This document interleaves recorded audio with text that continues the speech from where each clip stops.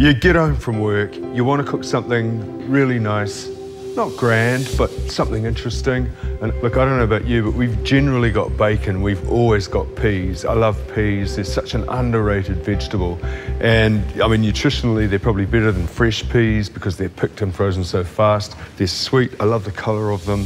Hugely underrated, as I said. So what better than a non-stir bacon and pea risotto? Look, they'd never use bacon in Italy, they use pancetta or something like that, but we're in New Zealand. I'm going to make a risotto using the non-stir method, and I'm going to pay special attention to the way it's made, but I'm going to use, well, bacon's really the only thing that's a real Kiwi ingredient in this, so I'm going to get on with it right now. It's too easy. I'm not going to ask anyone to come up and do anything because I already chopped the onion and garlic and the bacon, which are the three things that actually need a bit of knife skills. The rest of it is dead easy, so let's go. I want a couple of tablespoons of olive oil. And I've got a chopped onion and 3 cloves of garlic. And 1.5 cups of diced bacon. Good New Zealand bacon. This first part of making the risotto is the sofrito. All around the Mediterranean, they make this thing called the sofrito. They make it in Spain, they make it in France, they make it in Italy. And this is like the flavor base for the risotto. I can hear this starting to sing, as they say. Hear it? Yeah. Because cooking's a completely sensory experience. You know, use your ears as well as your eyes and your nose, everything. The star of this dish is the rice. Because if you don't have the right rice, it's never going to work. And it's hard for a lot of Kiwis to get their head around the idea that you have a dish where rice is actually the hero, apart from rice pudding, of course. But this is a rice dish. It's usually served as an entree, or for a light meal, it'll be served as a main course. I can only think of 2 occasions in the whole of Italian traditional cookery when it's used as a side dish. And that's saffron risotto with ossobuco. And they also do a saffron rice to go with a cotoletta milanese, which is a crumbed veal cutlet. This is going to take about 5, even 10 minutes to cook that onion until it's really soft. When the onion's soft, all that lovely bacon fat and the garlic will have all gone through this, and I'll have a nice flavour base for the risotto. There's all sorts of risottos. Does anyone make risotto here? Yeah? And how do you do it? Do you do a little bit of stock and you stir? You add another bit of stock and you stir. And what sort of rice do you use? Arborio, which is a very, very common sort of a rice to use. There's 2 sorts of starch in rice. Amylopectin, which is the outside layer, and amylose, which is the inside layer. And the rice grains made up of 2 sorts. Arborio has a lot of the outside one, which is very soft and gooey. And that's why you need to coax it along, adding a little bit of stock. Because if you don't, it'll all just collapse and you'll end up with a big stodgy mess.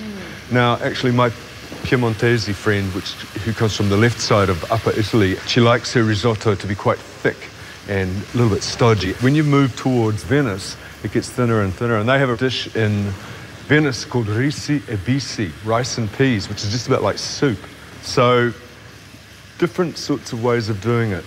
But generally, what I like my risotto to be like, and we'll be hoping that this is what it comes out like, is to be all'onda, rippling in waves. Onda is the Italian word for waves. So I want it to be like waves, like a little bit like lava, but not moving, you know? Arborio, and the one I'm going to use today is this Ferron, excellent Ferron Canaroli.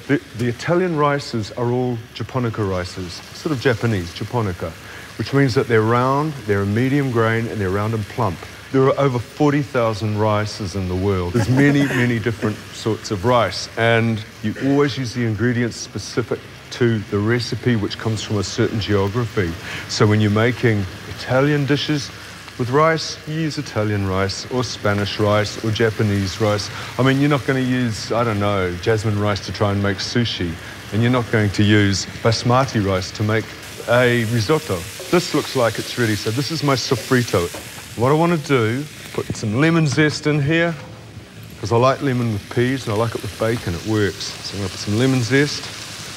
The other thing I want is some hot stock. I've got some salt juiced chicken stock here. It's got to go into the risotto hot. So we'll just put that in there. And put the lid on. And I want to bring that to a boil. Okay. I've got, I don't know if you can smell this, but I can smell bacon, garlic, lemon. I could just get that, slap it on some bread and, you know, munch it right now. It's very delicious. So, risotto, the method is always the formula. The only thing I'm going to change is what I do with the stock. And it's this sort of carnaroli rice, which is a very hard, long-grain rice, which is going to let me do this in this particular way. Whereas this arborio has a lot of the softer outer starch on the grains. That's why you need to coax it along with the traditional method of adding the stock very slowly. This is a balance. It's equally hard and soft. So it's got the hard inner starch in the middle, and it's got the soft outer starch on the outside. So this rice is going to be very forgiving. It's going to stand up. It's got great structure. And we're looking for a meal in a hurry, and I'm looking for an easy way to do it. You know, look, I'm tired. I've just got home from work. So I'm going to put a couple of cups of this in, and this goes a long way. You know, risotto's a rich dish. So you made your sofrito, which is your flavour base, okay? And now it's the tostura, which is the toasting. So I'm going to toast it. I don't want to harden up the outside. But, you know, some people say, oh, you're going to harden up the outside. It's a load of rubbish. What you want to do is you just want to make sure that the rice grains are all coated with that lovely bacon fat and the oil. And, of course, they get a little bit flavoured and perfumed by the garlic and the onions and the lemon.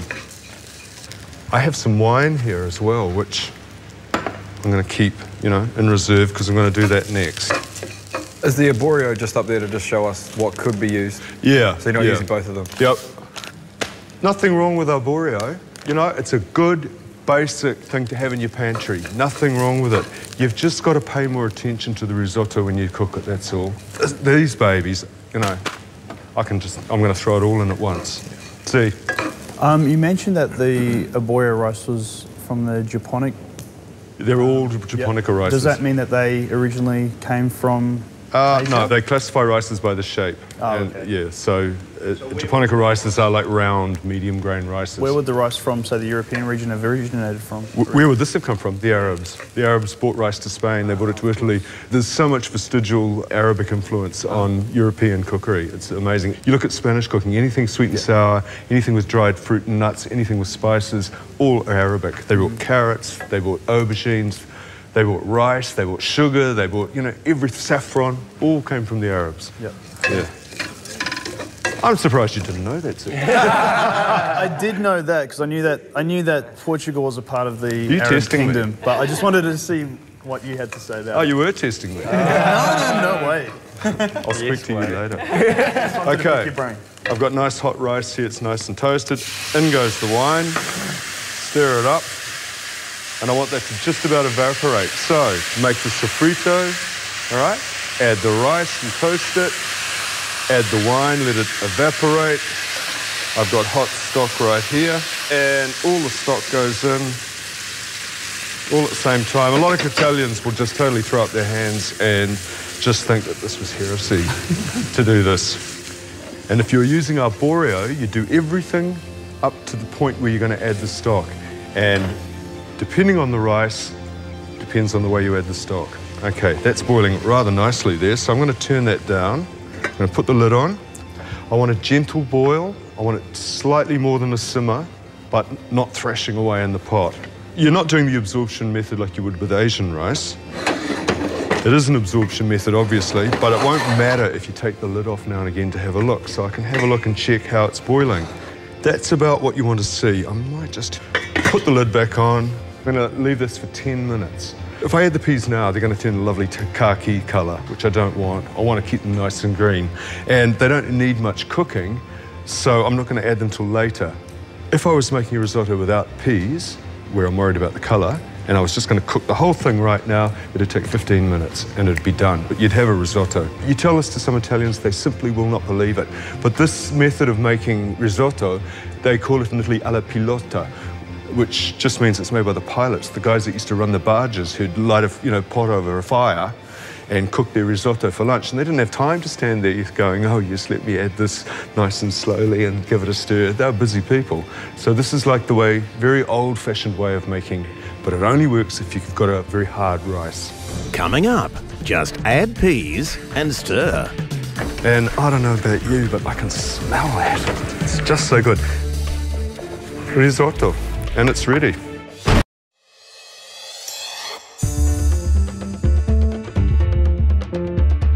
This has been cooking for 10 minutes, so I'm going to uncover it, see what's happened, see how big those rice grains are. Yeah. Now I'm going to put the peas in. So I've got 2.5 cups of peas. I like peas, got lots of peas. Stir that in. It's got to come back to the boil, so I've got the heat turned back right up. I'm only going to give this another maybe 3 minutes to cook, but I do want to get the heat back up, okay? If you want to see what it was like, or what, you know, maybe a little while ago in Italy, what rice culture was like, there's a really famous film called Riso Amaro, which means bitter rice, and it's all about the mondini, the women who work in the rice fields. It was made in 1949. It's a brilliant, very film noir, sort of a gangster movie, but it shows all that whole, what it's like to work in the Italian rice fields back in the old days. It's a good movie. Yeah, see, you've seen that, haven't you? And I can't resist. I'm just going to taste a little bit of that rice because I want this rice to be al dente. I never used to get risotto. I used to think, why do Italians like half-cooked slimy rice? I don't get it, you know? I didn't get it, but I think I must have grown up, you know, and learnt to like it. Yeah. I want it to be a little bit hard in the middle, but I want it to be al dente or tender to the bite, to the teeth. Dente, it's your teeth. So better pay attention. I don't want to overcook it. I don't want to undercook it. It's got to be right. And when it's ready, and that's when you eat it. All right, I'm going to have a look at this. Okay, see that? I haven't seasoned anything. I want some pepper. The butter's salted, so I'm not putting salt in here yet. I've got a couple of tablespoons of butter, which I want to put in here. I want to let that melt, and I want to give it a good stir up. And that makes it really creamy. It's rather nice. See that lovely... Yeah, that's working. Yeah. This is a risotto that has cheese, so I'm going to put about 3/4 of a cup of freshly grated Parmigiano Reggiano, which is the real thing. It's just the loveliest cheese. And when you throw it into a risotto, it not only makes it richer, creamier, but it's salty, so it seasons it. That's why I haven't thrown salt in here. I've got 2 things in here which are really salty, which is bacon and Parmesan. So the good thing about it is it's a strong cheese too. You don't have to use a lot of it to get flavour. And I don't know about you, but I can smell that. It's just so good.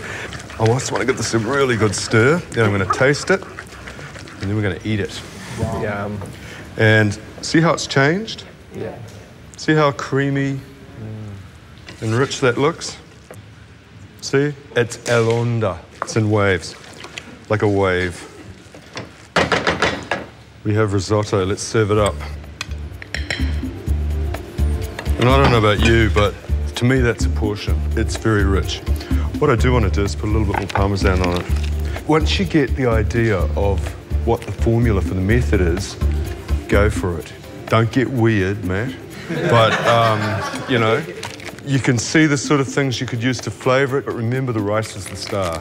So there it is, risotto, and it's ready.